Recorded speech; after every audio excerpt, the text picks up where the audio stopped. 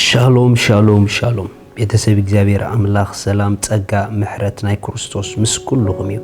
ከመይ ሓዲርኩም አና ሓውኩም ሰላሐዲኒ እዚ ናይ መዓልቲ ቃል ድብል ፕሮግራምና ንጎሆ ድፍኖ እዩ ክብርን እግዚአብሔር አምላክ ይኹን ኩልኩም ሰዓት 5 ናይ ንጎሆ ቅድሚ ስራሕ መኻድኩም ክትርእይዎ ክትሰምዕዎ ትኽእሉ ኢኹም ንመዓልቲ በኃይል ዘንብረኩም ዘግዘአኩም ህያው ዝኾነ ናይ እግዚአብሔር ቃል ንካፈለሉ ፕሮግራምና እዩ ስለዚ ሎም ድማ ነዚ መዓልቲ ዝኸውን ናይ ህይወት ቃል ሓቢርና ክንካፈሊና ሎም ንካፈሎ ቃል ንኣሕዋትና ካባና ኣብሊጽና ንርአዮም ዝብል እዩ ስለዚ ሎም ማዓንቲ ንኣሕዋትካ ካባኻ ኣብሊጽካ ምርአይ ዝብል ኣርእስቲ ክንካፈሊና ኣብ ህይወት ካብታ ሓደ ኣብ ናይ ክርስትና ጎደና ክትዕወት ዝገብረካ ብሉጽ ናብራ ክትነብር ዝገብረካ ብሉጽ ኮንካ ኩሉ ግዜ ክትከይድ ዝገብረካ እንተ ደኣ ንሕዋትካ ወይ ድማ ንሕዋትኪ ካባኺ ኣብሊጽኪ ናይ ምርአይ ልምዲ እንተ ደኣ ኣለኩ ኮይኑ እዩ እዚ ንሕዋትካ ካባኻ ኣብሊጽካ ናይ ምርአይ ልምዲ ኣብ ደገ ዘይኮነ ኣብ ኣፍና ዘይኮነ ኣብ ልቢ ዝግበር ጉዳይ እዚ ናይ ልቢ ጉዳይ እዩ ምኽንያቱ ገለ ሰባት በኣፎም ብሉጽነትካ ክነግሩኻ ይኽእሉ እዮም ብልቦም ግን ተነፋሕቲ ክኾኑ ይኽእሉ እዮም ብልቦም ግን ኣብ ልዕሊኻ ዝተዓበዩ ክኾኑ ይኽእሉ እዮም ምኽንያቱ ዋና እዚ ጉዳይ እዚ ኣብ ልቢ ዝፍጸም ነገር እዩ ስለዚ ልብና ኩሉ ግዜ ኣብ ልዕሊ ኣሕዋትና ሓፍ ክብል ዘይኮነስ ኣብ ልብና ኩሉ ግዜ ኣሕዋትና ሓፍ ነብል እንተ ደኣ ኮይና ንሕና ኢና ኣብ ኩሉ ስጉምትና ሓፍ ንብል ንሕና ኢና ኣብ ኩሉ ስጉምትና ብሉጻት ኮይና ንኸይድ ምኽንያቱ ክርስትና ናቱ ዝኾነ ጎደና ናይ ዕቤት አለው መንገድ ናይ ዕቤት አለው ከምታ ዓለም ክትዓብ ትጥቀመሉ መንገድ ዘይኮነስ ናቱ ዝኾነ ናይ መንግስት አምላኽ ናይ ዕቤት ፕሪንሲፕል ስርዓት ጎደና አሎ ካብታ ሓደ ናይ ዕቤት ጎደና ድማ ንሓውኻ ወይ ድማ ንሓፍትኺ ንሓፍትኻ ኣብሊጽካ ምርአዩ መጽሓፍ ቅዱስ ፊልጵ ምዕራፍ 2 ጥቕስ 3 ሓንቲ እኳ ንርእሰይ ይጥዓመኒ ብምባል ወይስ ንውዳሰ ከንቱ ኣይትግበሩ ብትሕትና ግን እቲ ሓደ ነቲ ሓደ ካብ ርእሱ ኣብሊጹ ይርአዩ ሉካ ኣሕዋት ንሓውኻ ወይ ድማ ንሓፍትኺ ካባኻ ኣብሊጽኪ ክትርእያ ሓደ ነገር ይሓተኪ ትሕትና ይሓተኪ እዚ ነገር እዚ ዝገብርዎ ትሑታት ሰባት ጥራሕ እዮም ዘይትሑታት ሰባት ንኻልእ ካብኦም ኣብሊጾም ክርእዩ ልቦም ኣይኽእሎምን እዩ ምኽንያቱ ዘይትሑታት ሰባት ልቦም ኩሉ ግዜ ኣነ ባህሊ እዩ ልቦም ኩሉ ግዜ ተነፋሕ እዩ ልቦም ኩሉ ግዜ ካብ ፍቕሪ ዝወደቐ እዩ ስለዚ እቶም ንሕዋቶም ካብ ርእሶም ኣብሊጾም ንምርኣይ ዓቐብ ዝኾኖም እቲ ምስጢር ልቦም ብትዕቢት ተመሊኡ ስለ ዘሎ እዩ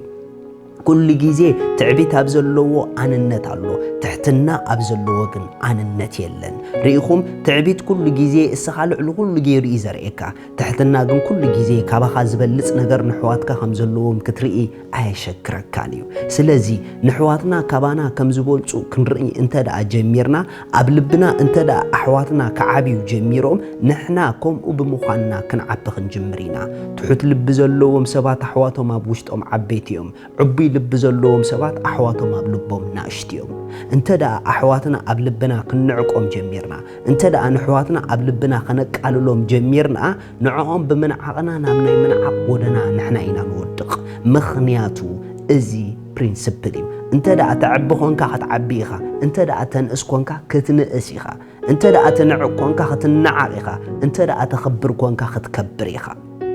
ስለዚ ንገዛእ ርእስና ንኽጥዕመና ክንብል ንሕዋትና ኣብሊጽና ክንሪኦም ከድልየና እዩ ብትኽክል እውን ኣብቲ ሓቀኛ ልቢ ኣብቲ ትኽክለኛ ልቢ እንተ ደኣ መጺና ኣሕዋትና ብሉጽ ዝኾነ ነገር ኣብ ውሽጦም እግዚኣብሔር ዝሃቦም ኣሎ እዩ ነቲ ብሉጽ ናቶም ነገር ሪኮግናይዝ እንተ ደኣ ጌርናዮ ንዕኡ ኣፍልጦ እንተ ደኣ ሂብናዮ በቲ ብሉጽ ነገሮም ከነብልጾም ይግብአና እዩ ንዕኦም ብብሉጽ ነገሮም ምብላጽና ግን ብሉጽ ነገርና ንኽግለጽ ኣፍ ደገ እዩ ዝረክብ ዘሎ ኢየሱስ ክርስቶስ ከምኡ ኢልዎም ኣብ ማእከልኩም እቲ ዓብ ክኸውን ዝደሊ ንሱ ግዙእ ኩልኹም ባርያ ኩልኹም ይኹን ኢሉ ምኽንያቱ ናይ መንግስቲ ኣምላኽ ኣሰራርሓ ከምኡ እዩ ክልዕል ዝደሊ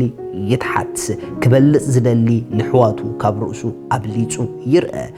ገለ ሰባት ብጀክኦም ካልእ ዘየሉ ኮይኑ ዝስምዖም ሰባት ኣለዉ ናቶም ጽቡቕ ነገር ጥራሕ ክገንን እምበር ናይ ኣሕዋቶም ጽቡቕ ነገር ክገንን ኣብ ልቦም ዘይደሊ ሰባት ኣለዉ ስሊኦም ጥራሕ ክትዛረብ እምበር ስለ ኣሕዋቶም ክትዛረብ ዘይደሊ ሰባት ኣለዉ ብጣዕሚ ጌጋይ ከምዚ ዓይነት ልቢ ክህልወና ኣይግብኦን እዩ እምበሽ ካብ ስሌና ንላዕሊ ስለ ኣሕዋትና ጽቡቕ ነገር ክዝረብ ባህ ክብለና ኣለዎ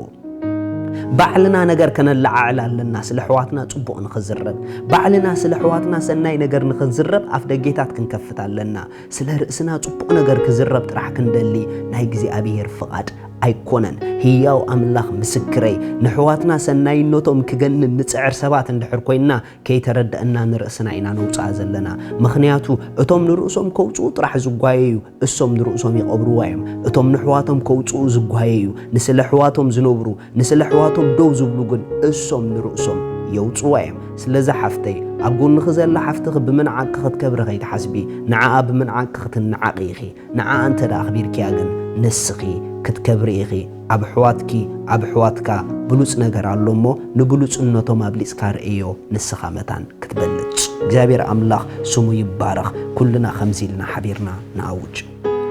እግዚአብሔር አቦ ስለ አብ ህይወተይ ዝገበርካዮ ሰናይ ውህበት የመስግነካ አለሁ አህዋተይ ብሉጽ ነገር ስለ ዘሃብካዮም በኦኦም ድማ ብዙሕ ነገር ስለ ዝመሃርካኒ የመስግነካ አለሁ እግዚአብሔር አምላኸይ አብሕዋተይ ዘሎ ሰናይ ነገር አብሕዋተይ ዘሎ ጽቡቕ ነገር ንበረኸተይ ስለ ዝኾነ ክብሪ ይህበካ አለሁ አሕዋተይ ኩሉ ጊዜ ብሉጻት ስለ ዝኾኑ አምላኸይ የመስክነካ አለሁ አሜን ስለዚህ እግዚአብሔር አምላክ ስሙ ይባረክ ሎሚ ናመንግስተ አምላክ ዌልካም ብሎኩም አለሁ ናመንግስተ አምላክ ንኽንአቱ ናብ ሕብረት ወዲ ኢየሱስ ክርስቶስ ህይወትና ንኽንመጽእ ንጎይታና ኢየሱስ ክርስቶስ መቀባል ይዘድልየና ብኡ ዘአመነ ናይ ዘለዓለም ህይወት ኣለዎ ንጎይታ ክትቀበሉ እትደልዩ ናብ መንግስቲ አምላክ ክትጽምበሩ እትደልዩ ናይ ዘለዓለም ህይወት ክትረኽቡ እትደልዩ እዛ ጸሎት ምሳይ ጸልዩ እግዚአብሔር አቦ ስለ ወድኻ ኢየሱስ ክርስቶስ የመስክነካ ኣለኹ ያአምን ኣለኹ ኢየሱስ ክርስቶስ ስለ ኃጢአተይ ከም እተሰቀለ ዋጋ ኃጢአተይ ኩሉ ከም ዝኸፈሎ يأمن الله مأنتاي كم زموته يأمن الله بسالسيت معلتي إجزاء أملاخ كم زت الساكايو يأمن الله إيسوس كريستوس مدحاني مخانو كابزا ساعات نإيسوس كريستوس مخانو يأمن الله بقو بمأماني حدش فترة كوين الله آمين إذا تقولوا زلهم بزب تحت زلوا لينك رخوبنا يخم تمرتخن مهروكم ينا كونتاكتخن قبركم ينا شالوم